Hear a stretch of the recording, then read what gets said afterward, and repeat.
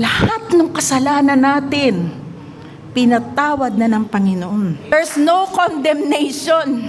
Sobrang gandang promise niyan na ang Diyos na ang umabot sa atin dahil hindi natin kaya maging righteous. Hindi na mahirap na abutin ang Diyos. Ang Diyos ang bumaba sa atin. Siya ang umabot sa atin. Siya ang nagmahal sa atin. Kahit gaano tayo karumi, kahit gaano tayo kapalpak, kahit matigas ang ulo natin, minahal tayo ng Diyos. Yan, December ngayon, papalapit na ang Pasko. Parang ang lungkot ninyo. Huwag kayong mahawa sa mga nangyayari sa politika. Iwanan natin yon. Dahil tayo yung mga anak ng Diyos, laging masaya at nagdidiwang. Amen? Yan, so na malapit na ang Pasko. Tayong mga Pilipino, mahilig mag-celebrate ng Christmas ng maaga. Minsan, September pa lang, sumisilip na si Jose Marichan. Kilala niyo ba si Jose Marichan? Ano ba yung kanta niya? Ever. Okay na. Pero August pa lang August pa lang, sumisilip lang siyang ganyan. Pero biglang nawala. Kasi nga, sa nangyayari, no? Ang daming nangyari. Bagyo, baha, sa politika, lindol. Pero hindi natin kailangan na kalimutan kung anong ginawa ng Panginoong Hesukristo sa ating lahat. Amen ba? Meron dyan nagkakabit na kagad, September pa lang, nagkakabit na ng parol, nagtatayo na ng Christmas tree, naglalagay na ng Christmas lights. No? Ganun. Sabi nga ang Pilipino daw, maagap pagdating ng Pasko. Tayo lang yung talagang mahaba hanggang, yung iba nga hanggang January, yung 3 wise men. Diba? Buti nga hindi na masyado yun. Diba? Nakapamili na ba kayo? Hindi pa? Mamili na kayo kasi git-gita na sa mall. Bumper to bumper ang traffic. Hindi ko alam kung bakit. Pare-pare, araw-araw naman dati. Ngayon, tumiriple ang traffic. Tama ba? Kasi ganun talaga pag magpapasko, lahat lumalabas, lahat masaya. Bakit kaya masaya? Talagang masaya dahil ang Diyos ay nagmahal sa ating lahat. Amen. So sisimulan natin yung series natin ngayon about Christmas. Ang title ng ating message ngayon ay The Promise Fulfilled. Christmas under the New Covenant. Manalangin muna tayo. Panginoon, marami pong salamat sa araw na ito. Salamat po sa biyaya ninyo. Salamat po sa kalakasang meron kami. Maraming pong salamat dahil dumating po kayo, Panginoon, sa mundo upang kami iligtas. Lord, sa gawaing ito, kayo lamang pong maitaas at itago nyo lamang po ako sa inyong likuran. Kayo lang po ang mag-glorify sa lahat ng aming gagawin. Banal na Espiritu, manguna po kayo sa amin, manguna po kayo sa akin, at buksan nyo po ang spiritual ears and eyes ng bawat isa at magkaroon po ng fresh revelation. Thank you, Lord, in Jesus' mighty name. Amen. Palakpak naman natin yung Lord. Alam nyo ba, yung isa sa pinakamahabang paghihintay sa history, mahaba. Nakapaghintay na ba kayo? Pag naghihintay kayo, ano pakiramdam ninyo? Diba? Naiinip. Yung iba, naiinis. Tagal naman. Usapan, 11:30. 3:30 na, wala pa. No. Inis na inis, diba?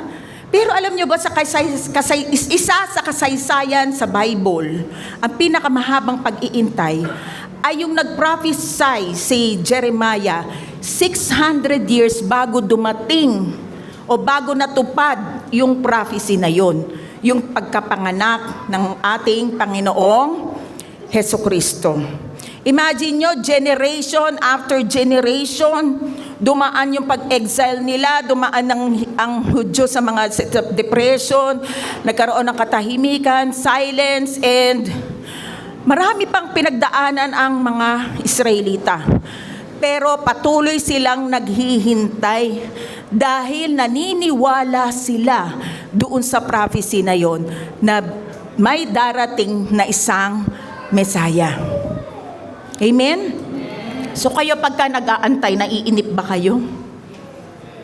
Pag may nangako sa inyo, hinihintay nyo ba ang kanyang katuparan ng pangako na yon? Ha? Yung mga nanliligaw, nagpa-promise. Diba? Pakakasalan kita. Ang sakit pag hindi tinupad ang promise na yon. Pero alam nyo, God never forgot. No, hindi nakalimot ang Diyos. Kahit 600 years yung layo, hindi nakalimot ang Diyos. Nakahanda na ang Christmas long before the Bethlehem's manger. Hinanda na yan ng Lord. Kasi alam niya, Genesis pa lang, meron ng prophecy ang Lord na nung nagkasala si Eva at si Adan, yun yung unang-unang Genesis chapter 3 verse 15, na ililigtas niya yung aapakan, yung kanyang ulo, at tutuklawin yung kanyang sakong. Prophecy yun na merong pagliligtas na gagawin ang Panginoon. Amen? Si God, mas matagal ang preparation kesa sa atin. Di ba sabi ko nga sa inyo, pagdating ng September, naghahanda na tayo para sa Christmas Pero si God, alam nyo, noon pa man, hinanda na niya yung kaligtasan na para sa atin. Ang Christmas ay hindi tungkol sa ilaw, hindi rin tungkol sa parol, ito ay tungkol sa atin. Jeremiah chapter 32 verse 38, they shall be my people, sabi ng Lord, they shall be my people, and I will be their God. Dumating nga yung araw, yan sa prophecy na yan, ako ang magiging Diyos nila, sila ang aking mga tao. Dumating nga yung isang araw dumating sa maliit na bayan ng Nazareth. Saan yon? Isang dalaga na ang pangalan ay Mary, kinausap ng anghel. Sabi ng anghel, you will conceive and bear a son, and you will call him Jesus. Birhen siya birhen. Pag sinabing birhen, wala talagang asawa o walang alam nyo na, birhen. Magkakaroon ka ng isang anak at papangalanan mo siyang Jesus. Ang sagot ni Mary doon sa sinabi ng anghel na yon, simple but powerful. Be it unto me according to your words. Mangyari nawa sa akin kung ano ang sinabi mo. Yes. Sumagot si Mary ng yes. Kumbaga yung response na yon sa biyaya ng Diyos, napakahalaga. Kung paano yung response ninyo sa biyaya ng Diyos, nag-yes kayo kay God, nag-yes kayo kay Jesus, napakahalaga nun. Amen? Sa sandaling iyon, yung pangako ni Jeremiah, naging tao. Ang tinatawag na incarnation. Ulitin nyo ngayon, incarnation. Ang prophecy ay naging tao. The new covenant was inaugurated in the incarnation. Ano ba yung inauguration? Ano ibig sabihin inauguration? Nagsimula. Yung prophecy ni Jeremiah nagsimula nung ipinanganak si Jesus Christ. Basta, ito tandaan natin about Christmas. Christmas is not just about His birth. It is about God's promises fulfilled in Christ, written not on stone, but on our hearts. Pag-uusapan natin yan. Bakit ko yan nilagay dyan? Basahin muna natin yung prophecy ng Jeremiah 31, verse 31 to 34. Sinabi ni Yahweh, darating ang panahon na gagawa ako ng bagong tipan sa Israel at sa Judah. New covenant. Yung bagong tipan sa Ingles, new covenant. Ito'y hindi tulad ng kasunduang ginawa ko sa kanilang mga ninuno nang ilabas ko sila sa Ehipto. Bagamat para akong isang asawa sa kanila, sirira nila yung kasunduang ito. Ulitin ko yung naka-highlight hindi tulad ng kasunduang ginawa ko sa kanilang mga ninuno. 5 or 6 months ago, tinuro ko sa inyo yung 3 foundational covenant na napakahalaga na maintindihan ng bawat Kristiyano, ng bawat nananampalataya. Balikan niyo po yun, nasa FB, nasa YouTube. No? Balikan niyo po yun. Kailangan maintindihan nyo, bakit ang Diyos sa Old Covenant, ganun, parang nagpaparusa, pinalalamon sa lupa. Yung tao, bakit ganun? Akala ko pang Diyos ay mapagmahal. Alamin natin, bakit? Kaya mahalaga po yun na balikan natin. Sa ano naman yan, nasa FB. So ano yung 3 foundational na yon na covenant? Abrahamic, Mosaic, at New Covenant. Ang tinutukoy sa verse 32 na yan ay ang Law of Moses o ang Mosaic Covenant. Ano ba yung Law of Moses? Yung 10 Covenants at saka yung 603 laws o mitzvot kung tawagin sa Hebrew. Nakukuha? So yung 10 Commandments at saka 603, yan yung na law. Yan yung sinasabi dyan na hindi tulad ng kasunduang ginawa ko sa kanilang mga ninuno. Kasi inalis na yun ng Lord. Oo, holy yun. Holy yun. Pero hindi kaya ng tao na masunod lahat yung laws na yun. Although ibinigay yung sa Israelites, pero sa ating konsensya nagagawa natin yung mga law na yun. So kaya ba natin lahat? Napaperfect mo ba ang ugali mo? Kahit isang araw, napaperfect mo? Kung yan ang susundin, wala nang makakapunta sa langit. Kaya, ang Lord napakabuti, hindi mahal ko ang mga ginawa ko. Kaya, hindi na niya, kumbaga ginawa na niyang obsolete yung covenant na yan. Although holy yan hindi ko sinasabing wala nang kwenta yan. Holy yan. Pero hindi na dyan nakatingin ang Panginoon. Nakukuha ba? Amen. So bakit binigay ang Mosaic Law? Kasi ang mga Israelita noon nagyabang. Kahit anong ibigay mo sa aming utos. Sabi niya ganyan, kaya namin yan sundin. Alam mo naman yung mga tao, medyo lahat may yabang. Kasi may sinful nature tayo Huwag mo sabihing mabait ka, wala kang yabang. Lahat ng tao ganun. Nagyabang sila. Okay. Ayaw mo ng pagmamahal ko? Sige. Number 1, number 2, number 3. Binigyan sila ng law. Gulat sila. Di nila pala kayang sundin. Ang law kasi dapat masunod ng 100%. Sabi nga sa James chapter 2 verse 10, isa lang ang hindi mo masunod, lahat ng law na yon, hindi mo na nasunod. Kasi dapat lahat yon, masunod yun. Amen ba? Kaya, kung hindi mo yun masusunod, paano ngayon makikipagrelasyon ng Diyos? Hindi mo na perfect, kaya walang blessing. Sasabihin sa'yo ng Lord. Kasi, ang kapalit ng yung law na yan, tinatawag nilang ministry of death. Hindi ako ang nagsabi niyan. Ang Bible. Basahin natin sa 2 Corinthians chapter 3 verse 7. The ministry of death written and engraved on stone. Bakit ministry of death? Kasi kapag hindi mo nasunod, may curse, may parusa, may kamatayan. Ano yun? Saan yun nakikita? 10 Commandments at saka 603 mitzvot. Kaya kailangan 100% mo talagang masusunod para mag-bless ka. Pero salamat sa Diyos, wala tayo dyan.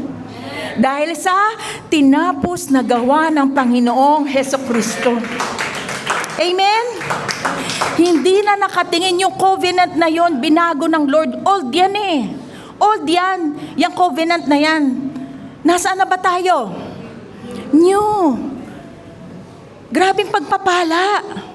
Hindi na mahirap Naabutin ang Diyos. Ang Diyos ang bumaba sa atin. Siya ang umabot sa atin. Siya ang nagmahal sa atin. Kahit gaano tayo karumi, kahit gaano tayo kapalpak, kahit matigas ang ulo natin, minahal tayo ng Diyos. Amen? Ang Mosaic Law, ang Ten Commandments, hindi tayo kayang gawing righteous. Hindi, nasunod mo ang Ten Commandments, napakabanal mo naman, napaka-righteous mo naman, nasunod mo. Hindi. Alam mo kung ano lang ginagawa ng Ten Commandments at saka no 603 na law, na other laws, yung mitzvot? Pinapakita lang niyan sa atin kung gaano tayo makasalanan. Pinakikita niya na hindi mo kaya sa sarili mo. Kailangan mo ng tagapagligtas. Kailangan mo ng Mesaya. Kailangan mo si Jesus sa buhay mo. Basahin natin Romans chapter 3 verse 20. For no one can ever be made right with God by doing what the law commands. The law, sabay-sabay tayo. The law simply shows us how sinful we are. Tama ba sinabi ko? Galing yan sa Bible. Hindi tayo kayang gawing righteous ng 10 Commandments at saka 603 mitzvot. Pero kapag tinanggap mo ang tinapos na gawa, ang biyaya ng Panginoong Jesus sa harapan ng Diyos, we are the righteousness of God in Christ Jesus. Amen? Kaya ang Diyos ay nag-promise ng New Covenant. Basahin natin. Jeremiah 31 verse 31 to 34 uli. Ganito ang gagawin kong kasunduan sa bayan ng Israel pagdating ng panahon. Itatanim ko sa kanilang kalooban ang aking kautusan. Yung kautusan. Yung mga utos sa Mosaic. Saan daw itatanim? Sa loob natin.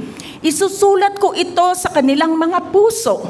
Ako ang kanilang magiging Diyos at sila ang aking magiging bayan. Wow! Diyos natin ng Lord. So, ang kumbaga, wala nang takot kasi Diyos natin siya eh. Kumbaga, kumbaga sa di ba sinasabi noon, kasi noon, yung Bangko de Oro, Bangko Pilipino. Hindi ko alam kung alam ng mga kabataan eh. Kakasandal ka sa pader, sa Bangko Pilipino. Nalalaman yung edad ko. Wala nang Bangko Pilipino. Sinara na yon. Pero ang Lord, wow, grabe, Diyos mo siya. Ano ang hindi kayang gawin ng Diyos? Meron ba? Lahat kaya niya. Naka-back up sa'yo. Kaya kahit saan ka man, naka-back up sa'yo ang Lord. Hindi ka dapat matakot. Amen? Tuloy natin. Hindi na nila kailangang turuan ang isa't isa at sabihin, kilalanin mo si Yahweh, sapagkat ako'y makikilala nilang lahat. Mula sa pinakaaba hanggang sa pinakadakila, sapagkat ang ganda nito, patatawarin ko sila sa kanilang kasalanan at kalilimutan ko na ang kanilang wow! Lahat ng kasalanan natin pinatawad na ng Panginoon. Amen. There's no condemnation. Di ba napakagandang promise niyan? Sobrang gandang promise niyan na ang Diyos na ang umabot sa atin dahil hindi natin kaya maging righteous. Amen? Ang sabi pa dyan, hindi na nila kailangan turuan ng isa't isa, sabihin, tapos kikilalanin mo siya sapagkat ako'y makikilala nilang lahat. Alam ng tupa ang boses ng Diyos. Kaya, nandito ka kasi narinig mo ang boses ng Diyos. Amen? Minamahal ka niya. Sabihin mo nga, minamahal ako ng Diyos. Ako'y kanyang anak. Sa New Covenant, through the Holy Spirit. Di ba, tinuturo ko yung Holy Spirit saan na naninirahan? Sa born again spirit natin. Kaya sabi dyan, hindi na kailangan turuan ng isa't isa. Bakit? Nandito na yung Holy Spirit eh. We have the mind of Christ. Ituturo ng Holy Spirit sa atin iyon. Kaya nga mababasa natin sa Galatians chapter 5 verse 22 to 23 to yung fruit of the Holy Spirit, mula yung law of love, no? Ano yung law of love? Yun yung binigay sa atin ng Lord. We love because He first loved us. Law of love. Kaya mula dun sa law of love, nagkakaroon tayo. Ito na yung fruit of the Holy Spirit. Kasi, andito na yung pagmamahal ng Diyos sa loob natin. Meron na tayong joy. Kahit sa kabila ng mga problema, meron tayong joy. May patience. Ayan, kagaya niyan. Sinasabi ko na iinip maghintay. No? May patience. Goodness. Faithfulness. Gentleness. And self-control. Ito ang pinakamahirap no? Yung kukontrolin mo yung sarili mo, hindi ako dapat magalit.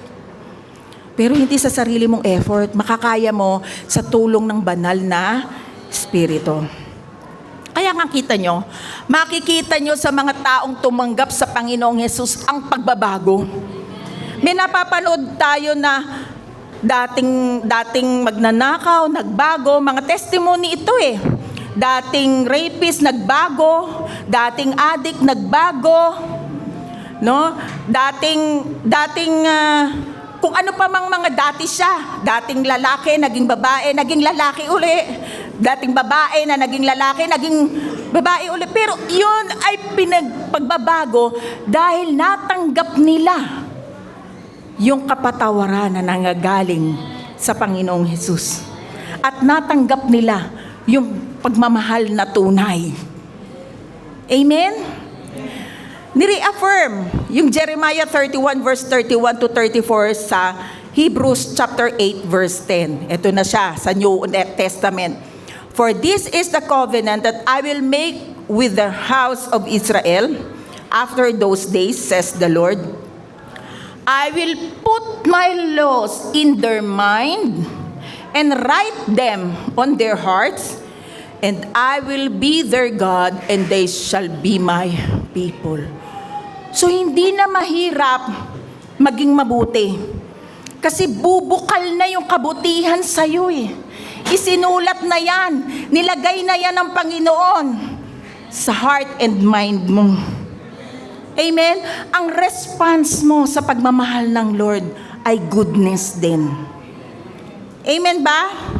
Tingnan natin yung contrast ng prophecy sa Jeremiah. Jeremiah prophecy. Contrast ng Old Covenant sa New Covenant.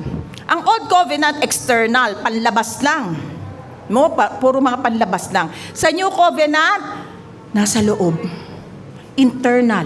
Ano yung nasa loob? Sa Old Covenant, written on stone. Yun yung binigay ng Diyos sa bato. Pero kanina, in-explain ko bakit inalis yun ng Lord. Sa New Covenant, saan na isinulat yon? Sa heart. Diba? Kaya pagka minsan may ginagawa kang hindi maganda, ayoko, hindi ako ito, magsusorry ako. Diba? Magsusorry ako, hindi ako to eh. Kasi ginawa na ako matuwid ng Diyos eh. Kasi nasa puso mo na yun eh. Isinulat na ng Diyos, nilagay na ng Diyos, in-engrave na ng Diyos sa puso't isipan mo. Amen? Sa Old Covenant, dependent on human obedience. Pag ikaw ay nakasunod, may blessing ka. Pag hindi ka nakasunod, may curse ka. Kaya nag-aalay sila eh. Kapag hindi, yung mga taong nagkakasala noon sa Old Covenant, nag-aalay sila ng tupa eh. Bakit? Para humingi sila ng temporary na kapatawaran sa Diyos. Para sila ay magkaroon ng blessing. Pero tayo sa New Covenant, empowered by God's Spirit. Amen. Tayo'y pinagpala na. Lahat ng ating hawakan, lahat ng ating lakaran, pinaburan na. Lahat ng mga iniisip mo, antayin mo lang. Pagdasal mo lang. Sasagutin ng Lord sa tamang panahon. Amen? Favored and blessed ka, kapatid. Hallelujah. When did Jeremiah prophecy begin and how was it fulfilled? Kailan ba ito nagsimula at kailan ba ito na-fulfill? Jeremiah's prophecy began during Israel's exile at a time of broken covenant and deep despair. Sinabi yung prophecy na yan ni Jeremiah, yung time na naka-exile yung mga Israelita, yung tipong, tayo ba ganon, nag-iimo tayo pagka may problema? Grabe, iniwan na yata ako ng lahat. Iniwan na nila ako. Yun yung panahon nung ibinigay ang prophecy na yan sa Israel. God spoke of a new covenant that would not be written on stone, but on hearts. For centuries, the people waited, longing for this promise to come alive. Hinintay talaga nilang mangyari iyan. Yang prophecy na yan. Hindi sila bumibitiw. Kaya lang sa atin napunta, sa Gentiles, may karamihan sa Israel pa rin, nag-aantay pa rin sila ng Messiah up to now. May mga ilan lang sa kanila, mga ilang porsyento na naniniwala na si Jesus ang Messiah. Pero hanggang ngayon, inaantay pa rin nila ang Messiah. Pero salamat, nakasama tayo sa prophecy na yan, tayong mga Gentiles. And then, in Bethlehem, through the incarnation of Jesus, the prophecy began to unfold. Ipinanganak si Jesus. Christmas is the moment when God's covenant promise stepped into the history, not as words on scroll, but as the Word made flesh. Ang Diyos ay nagkatawang tao. Kaya si Jesus ay 100% God, 100% man. Ang tawag sa theology niyan, hypostatic union. Ang prophecy ay nagsimula noong si Mary ay tinanggap yung opportunity na maging channel siya ng prophecy na ito para makapasok sa mundo si Jesus Christ. Kasi ang Diyos siya ang Diyos ay Espiritu. Ipapasok siya sa atin sa paanong paraan? Paano paraan? Paano magiging tao? Manganganak, yes, ipapanganak ng isang babae. Kaya nga naglihi si Mary. Hiwala siyang asawa. Nilagay ng Holy Spirit sa kanyang sinapupunan si Jesus. Bakit nilagay doon? Para makapasok siya sa ating mundo. Para siya ay maging tao. Para siya ay mamatay nang tayo ay iligtas na. Pinanganak siya para mamatay para sa atin, kaligtasan. Basahin natin yung kapanganakan niya. Luke chapter 1 verse 26 to 38. Nang ika-6 na buwan ng pagbubuntis ni Elizabeth, kay relative niya yan. Si Elizabeth ay kamag-anak ni Mary. Inutusan ng Diyos ang anghel na si Gabriel na pumunta sa nayon ng Nazareth sa Galilea.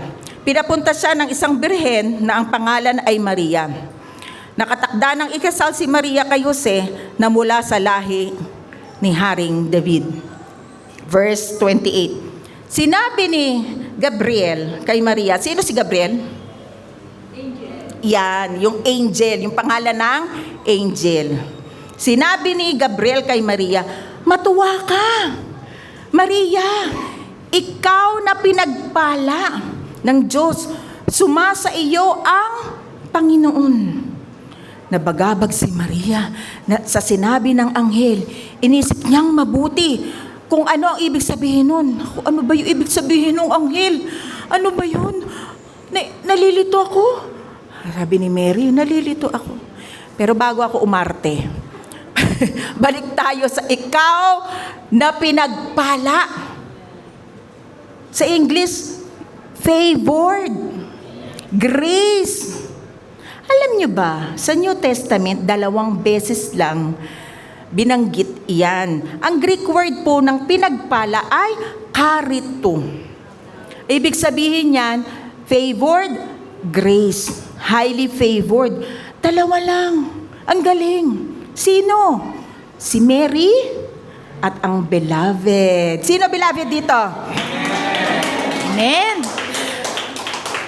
Salamat sa mga pumalakpak. Sila ay tinatanggap nila, talagang pinagpala sila. Amen. Pinagpala tayo, beloved. Ay, napakaganda ng ating pangalan eh. Karito ka. Pinagpala ka. Highly favored ka. Pag iyon, isinabuhay mo, mangyayari sa'yo.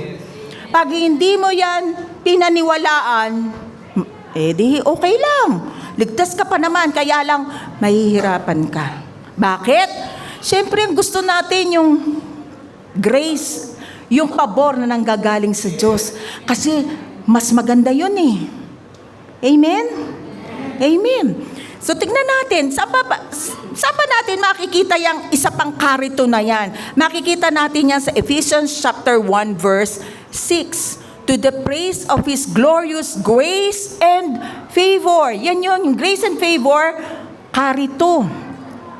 Which He so freely bestowed on us in the beloved. Wow! Diba? Pinagpala na tayo. Okay, continue natin. Kanina umaarte ako, naguguluhan si Mary. Dahil naguguluhan siya, in-explain ni Angel Gabriel. Luke chapter 1 verse 13 na tayo. Kaya sinabi sa kanya ng anghel, huwag kang matakot, Maria. Dahil pinagpala ka ng Diyos. Magbubuntis ka at manganganak ng isang lalaki at pangangalanan mo siyang Jesus o Jesus. Magiging dakila siya at tatawaging anak ng kataas-taasang Diyos. Ibibigay sa kanya ng Panginoong Diyos ang trono ng ninuno niyang si David. Maghahari siya sa mga lahi ni Jacob magpakailanman. Ang paghahari niya ay walang katapusan. Ang Diyos ay walang katapusan. Kaya kung back-up mo si Lord, forever kang secured. Walang takot. Ano man ang dumating sa mundo, tayong beloved, hindi dapat matakot. Dahil ang paghahari ng Diyos ay walang katapusan. Luke chapter 1 verse 34. Nagtanong si Maria sa anghel, paano po ito mangyayari ngayong dalaga pa ako? Sabi niya kay Angel Gabriel, dalaga ako oh. Sumagot ang anghel, sasayo ang banal na espiritu at lililiman ka ng kapangyarihan ng kataas-taasang Diyos. Kaya ang banal na sanggol na ipanganganak mo ay tatawaging anak ng Diyos. Kung tinanggap mo si Jesus sa puso mo at si Jesus ay anak ng Diyos, ikaw rin ay anak ng Diyos. Amen? Wow! Di ba? Kasi tinanggap mo siya eh. Anak ka na rin ng Diyos. Kasi si Jesus ay anak ng Diyos. Kung sabi sa ano, di ba? Isaiah, kung ano man si Jesus, ganun ka rin. Ganun ka rin. Luke chapter 1 verse 36, maging ang kamag-anak mong si Elizabeth. Ito pinakita ng yung miracle eh. Yung miracle pinakita rito, kita nyo. Maging ang kamag-anak mo si Elizabeth ay buntis din sa kabila ng kanyang katandaan. Nangyari ito kay kay Abraham, kay Sarah. Kay Elizabeth, matanda na, uugod-ugod na. Ang miracle na buntis din. Kasi ang magiging anak niya ay si John the Baptist. Sa kabila ng matanda na si Elizabeth, wala siyang anak. Pero nagkaanak siya, miracle. Alam ng lahat na baog siya, baog din na kagaya ni Sarah. Pero 6 na buwan na siyang buntis ngayon sapagkat walang imposible sa Diyos. Kapatid, meron ka bang kinakatakutan ngayon? Meron ka bang hinihiling sa Diyos? Meron ka bang ang imposibleng mangyari niyan? Mahirap yan. Wag yan. Talikod tayo dyan. Imposible yan. Pero kung nananampalataya ka, Ang sabi diyan, sapagkat walang imposible sa Diyos, sa lahat ng mga nananampalataya. Amen? Dasal ka lang, manampalataya ka. Alam ng Diyos ang pangangailangan mo. Alam ng Diyos kung saan ka mahina. Alam ng Diyos ang problema mo.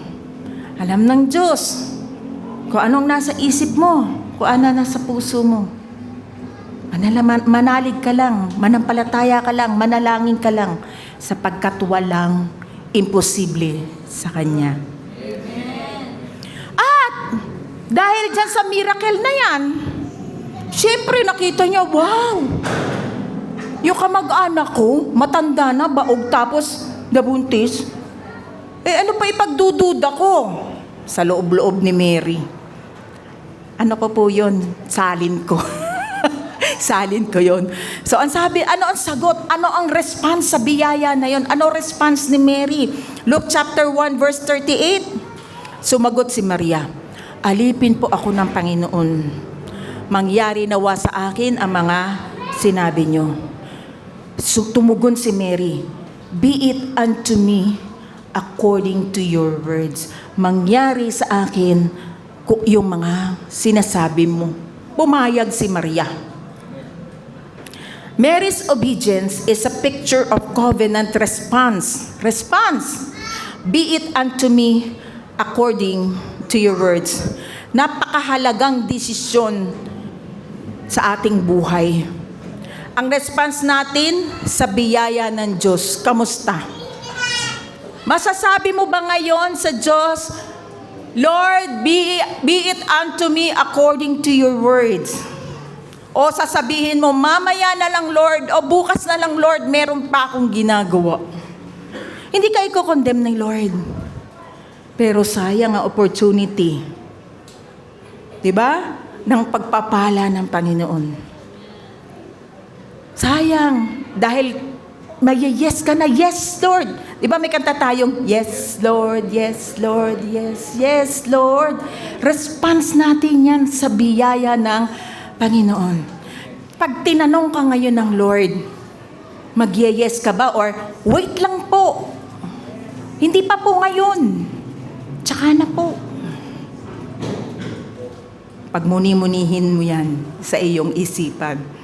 Tayong mga anak ng Diyos ay may sobrang biyayang nilagay dito sa born-again spirit natin. Kasi every spiritual blessing nandito na sa born-again spirit natin. Kaya hindi na mahirap yes Lord, susunod po ako Lord. Yes po sa promises nyo. Yes po sa gawain. Yes Lord, kaya ko yan. Hindi sa aking lakas, kundi dahil sa biyaya mo. May pagkakataon na hinihingi ang ating paglilingkod sa Diyos. Katulad ni Mary, hindi mahirap yan sa atin, tumugon. At gumawa ng pinagagawa ng Diyos kasi we are blessed and highly favored. Ang tunay na tumanggap sa Panginoon, naiintindihan na kailangan din siyang tumulong para maipalaganap ang mensahe ng biyaya. Maipalaganap, sabihin sa mga tao na, hoy, mahal ka ng Diyos. Tanggapin mo si Jesucristo. No, physically and also financially. Kasi dito sa mundo, hindi naman espiritu ang pera. Di ba? Meron tayong mga kailangang bayaran. So physically and financially, kailangan ito sa ating mga Kristiyano.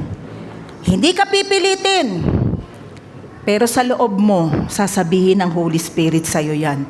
Dahil, ang sabi sa 1 Corinthians chapter 15, verse 58, therefore, my beloved brothers and sisters, be steadfast, immovable, always excelling in the work of the Lord, always doing your best and doing more than is needed. Best, yung best nyo. Being continually aware that your labor even to the point of exhaustion, kahit napapagod ka na. Yung mga nagda-drums, yung mga nagpapiano, yung mga nagwawalis dito, yung mga nagsishare ng gospel, dahil sa katawang lupa napapagod. Pero sabi dyan, even to the point of exhaustion, masaya. No? In the Lord is not futile nor wasted. It is never without purpose. Hindi mawawala ng kabuluhan ng lahat ng ginagawa mo sa Panginoon. Kahit tagalagpit ka lang ng silya, kahit nakita mo ang isang homeless, pagpe-pray kita. Kahit tagawalis ka, hindi yan nakakalusot sa Panginoon. May purpose yan. At nalulugod ang Panginoon sa lahat ng gumagawa sa kanyang gawain. Amen? Christmas as covenant.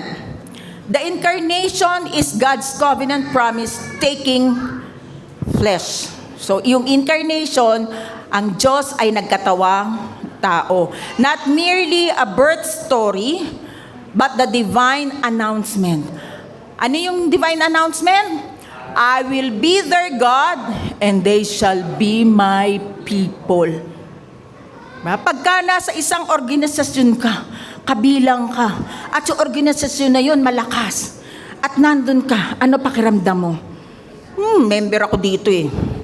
Hindi ako pababayaan. Di ba ganon? Kay Lord ka eh. Di ba? So, walang dapat ikatakot. Walang dapat ikanerbiyos. Dumating man ang mga kalungkutan, meron ka pa ring joy. Dahil alam mo, kasama mo ang Diyos. Sabi dyan, I will be their God. I will be their God and they shall be my people. Sa modern na salita, o sa Gen Z na salita, ikaw ay akin, ako ay sa iyo. May kanta ba nun? Yung, meron ganon. Ikaw ay akin. Kumanta nga. Hindi ko alam eh. Ako ay sa iyo. O pag maririnig mo yun, wag na yung makamundo ang naisip mo. Ay, sinabi yan ni Lord. Ikaw ay akin. Ako ay sa iyo. O, diba? Tama ba? So, wala ng pangamba. Wala ng takot. Dahil ang lahat ng promises ni Lord ay yes and amen. Okay. At dahil dyan, paano natin ipamumuhay yan? Sa pang-araw-araw nating gawain, number 1, God's truth transform hearts and minds. Let Christ's Spirit write His truth deep within you, transforming attitude, desires, and decision. The truth that God loves you and He gave His life to you. No, binigay niya ang buhay niya sa atin. Ibinigay niya ang buhay sa iyo. Yung katotohanan na yon, yun ang magiging dahilan ng pagbabago mo. Yung bigla ka na lang nagbago, walang self-effort, nagbago ka. Dahil binago ka ng pagmamahal ng Panginoon. Sabi sa Ephesians chapter 4, verse 22 to 24, kaya talikuran nyo na ang dati ninyong pamumuhay. Naalis na nga yung nung tinanggap mo si Jesucristo, naalis na yung dati mong pagkatao. Patay na yon yung sinful nature. Ikaw ay bago na. Sabi dyan, kaya talikuran nyo na ang dati nyong pamumuhay dahil gawain ito ng dati nyong pagkatao. Bago na kayo. Amen. Ulit, bago na kayo. Amen. Amen. So yung dati nyong mga gawa na pangit, masama, nakakainis, huwag nyo nang gawin. Kasi bago ka na. Amen? Ang pagkataong ito ay siyang nagpapahamak sa inyo dahil sa masasamang hangarin na dumadaya sa inyo. 23, baguhin niyo ang inyong pag-iisip at pag-uugali. Renew your mind. Hey! You are the righteousness of God in Christ Jesus. Hindi na bagay sa iyo ang magkasala. Kasi binago ka na ng Lord. Pero kung paminsan pumitik, balik ka lang sa Lord. Lord, sorry nadilas ako eh. Tatanggapin ka ng Lord. Pero alam nyo, tayong mga binago ng Panginoon, ayaw na natin sa kasalanan. Hindi na tayo yun eh. Amen? Ipakita nyong binago na kayo ng Diyos at binigyan ng buhay na matuwid at banal katulad ng sa Diyos. Amen? Kaya? Kaya. Hindi sa effort mo. Dahil sa iyo ang banal na Espiritu na nag-e-empower sa atin to do what is good. Amen. Biyaya pa rin ng Panginoon. Number 2, say yes to God in small and big ways, whether in obedience, forgiveness, generosity, or service. Christmas is not just about receiving gifts, but about offering your life as a gift to God. Offering living sacrifice. Yung iba, okay na, ligtas na ako. Huwag mo na akong anuhin dyan, okay na ako dito. Dito na lang ako, huwag niyo na akong sali dyan. Pero sinabi dyan, offering your life as a gift to God. Oo, hindi required. Pero dahil, di ba pagka binigyan ka, tuwang-tuwa ka, napapakis ka pa dun sa nagregalo sa'yo. Ito'y buhay na walang hanggan yung binigay sa'yo eh. Pagkatapos wala kang response, okay, may buhay na walang hanggan ako, okay. Nonchalant. Alam niyo yung nonchalant? Walang pakialam. Di ba? Kung tunay kang naligtas, talagang maglilingkod ka, hindi mo maalis sa puso mo, Lord, gamitin mo ako. Gamitin mo ako. Tulad ni Mary, nag-yes siya. Kahit naguguluhan siya, alam niya, may planong maganda ang Diyos. Yes, Lord. Yes, Lord. Yes, Lord. Yes, yes, Lord. Amen? Amen. Kung may opportunity, i-grab mo. Yes to the promises of God. Yes sa mga calling ni God sa iyo. Kung may opportunity kang maglingkod, may maganda kang boses, why not dito? Kumanta ka para sa Panginoon. Sayaw, o di magsayaw. Kung magaling ka magluto, why not? Pagka meron tayong camp, meron na nga tayo dyan si Agoy, si Brother Agoy. Diba? At least nagpagamit sa Panginoon. Ano man yung meron ka, ibinigay ng Lord dyan para gamitin mo sa kanyang kaharian. Amen. Romans chapter 12 verse 1. And so, dear brothers and sisters, I plead with you to give your bodies to God because of all He has done for you. May ginawa ba si Lord sa inyo? Yes. Anong gagawin natin? Kung ano yung response natin? Let them be a living and holy sacrifice, the kind He will find acceptable. This is truly the way to worship Him. So, sa paglilingkod ninyo, nag-worship din kayo kay Lord. And number 3, trust God with your unfulfilled prayers and unmet needs. If He fulfilled the greatest promise in Christ, He will also be faithful in your personal journey. Magtiwala sa Diyos. Ulitin ko. Magtiwala sa Diyos. Kung meron pa kayong panalangin na hindi pa natutupad at mga pangangailangan na hindi pa nasasagot, anong gagawin? Magtiwala sa Diyos. Diba? Yung 600 years na pag-aantay ng prophecy, 600 years, kaya nyo mag-antay? Pero ang sabi ng Lord, trust Him. Magtiwala ka. Kahit ang tagal-tagal na, magtiwala ka pa rin. Romans chapter 8 verse 32. Since He did not spare even His own Son for us, but gave Him up for us all, won't He also surely give us everything else? Sabi sa Tagalog niyan, kung ang kanyang bugtong na anak binigay sa atin, ano pa ang hindi kayang ibigay ng Panginoon? Meron ba? Mahal na mahal niya si Jesus. Anak, bumaba ka, maging tao ka. Nang maligtas ang mga nilikha ko. Grabe na yun, Ako nga noon, maliliit yung mga anak ko, may mga away lang, nagagalit ako doon sa nang aaway, yung anak ko, huwag niyo away. Ang Diyos Ama, ibinigay sa atin si Jesus. Ano ang hindi pa niya kayang ibigay sa iyo? Meron pa kaya? Yun na yung pinakagrabing binigay ng Panginoon, ang buhay ng kanyang anak. Kung ano yung hinihiling mo sa Lord, wala pa dito yan. Wala pa sa kalingkingan. Magtiwala ka lang. Amen.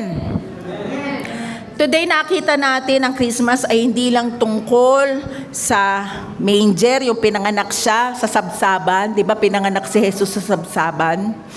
Hindi lang doon It is about God keeping His covenant promise. Kasi tapat ang Diyos sa kanyang mga promises sa atin. At sinabi ni Jeremiah centuries ago, God fulfilled in Christ. Pinulfill ni Lord yung promise niya kay Kristo. The law is no longer written on stone tablets. It is written on our hearts. Wala na doon sa 10 Commandments. Nasa puso na natin. The promise is no longer distance.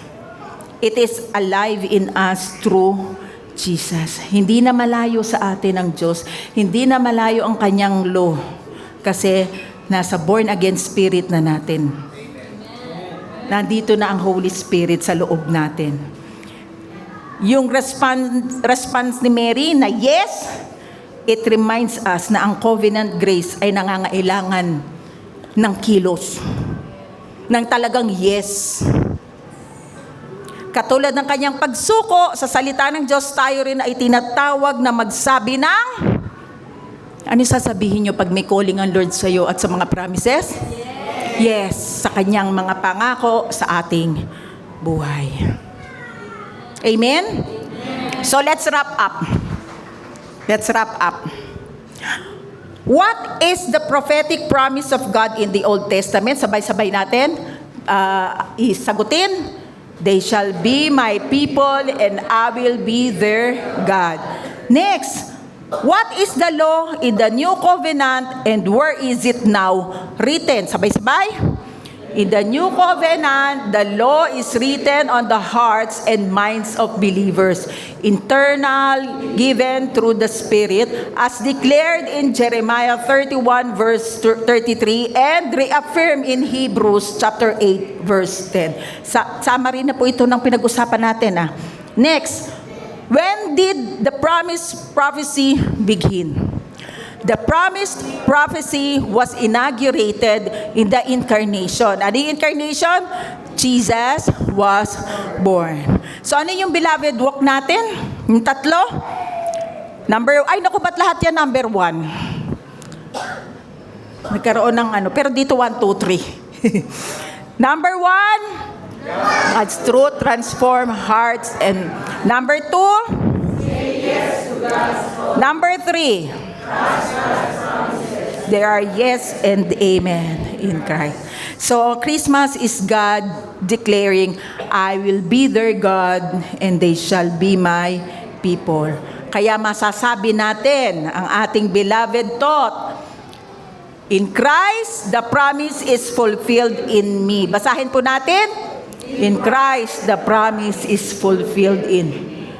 Na-fulfill ba sa inyo? Yes, nung tinanggap nyo si Jesus, na-fulfill ang promise ni God. Amen? So, inaanyayahan ko po yung bago lang nakarinig ng ganitong mensahe at sa podcast, kung gusto nyo tanggapin ng Panginoon na tagapagligtas at ma-fulfill ang promise niya at maging blessed and favored, sabayan nyo po at sundan nyo po ako sa aking panalangin. Panginoon, nalalaman ko po na ako isang makasalanan. Nangangailangan po ako ng tagapagligtas. Salamat po sa krus ng Kalbaryo. Kinuha niyo na po lahat ng aking kasalanan. Nabuhay po kayo at ako'y nabuhay din. At nangangako po kayong magiging aking Diyos.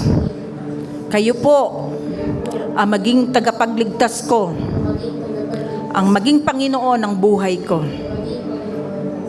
Salamat, Panginoon, sa mga pangako mo. Isulat niyo po ang pangalan ko sa aklat ng buhay. Tayo na po ang lahat para sa benediction. Ako na po ang mananalangin. Tumayo na po ang lahat.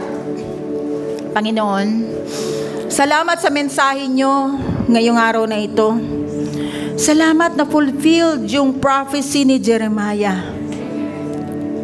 Kayo ang aming Diyos.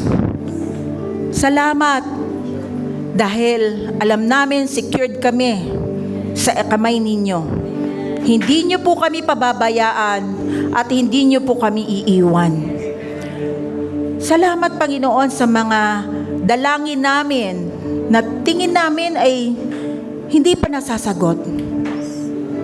Pero alam namin, magtitiwala kami sa inyo na sa tamang panahon, masasagot ito. Lord, sa mga may sakit ngayon, mula ulo hanggang paa, pinapanalangin namin na paggalingin niyo po ang bawat isa, sapagkat sa krus ng Kalbaryo, kinuha niyo na po ang lahat ng kasakitan namin. Kaya sa pangalan ni Jesus, ano man ang merong sakit sa inyo, kinakas out ko yan sa pangalan ni Jesus. Bukol, migraine, sakit sa puso, high blood, diabetes, at anumang mga sakit na nandyan sa katawan nyo, walang karapatan ng espiritu ng sakit na yan sa inyo, in Jesus' name. Kaya lumayas kayo mga espiritu ng sakit. Sa pangalan ni Jesus, mula ulo hanggang paa, tanggapin ninyo ang kagalingan nagmumula sa Panginoong Jesus. Salamat, Lord. Pinagpala nyo na po lahat ng aming mga gagawin. Lahat ng aming hahawakan, lahat ng aming lalakarin. Thank you, Lord, that we have the mind of Christ. Salamat sa isang buong linggo na patuloy niyo po kaming gagabayan, bibiyayaan, at ilalayo sa anumang panganib, sa anumang disgrasya. For no weapon formed against us shall prosper, and every tongue which rises in judgment we shall condemn. Thank you, Lord. Tulungan niyo po kaming mag-yes and amen sa inyong promises, sa inyong calling. Gamitin niyo po kami. Salamat po, Panginoon. In Jesus' mighty name. Amen. Lahat ng pangako mo sa'kin ay oo. Sa bawat laban, tiyak ang panalo. Ako'y nasa lilim na lumikha ng mundo. Sa bawat hakbang ako'y ginagabayan. Saan man naroroon, laging pinapabora.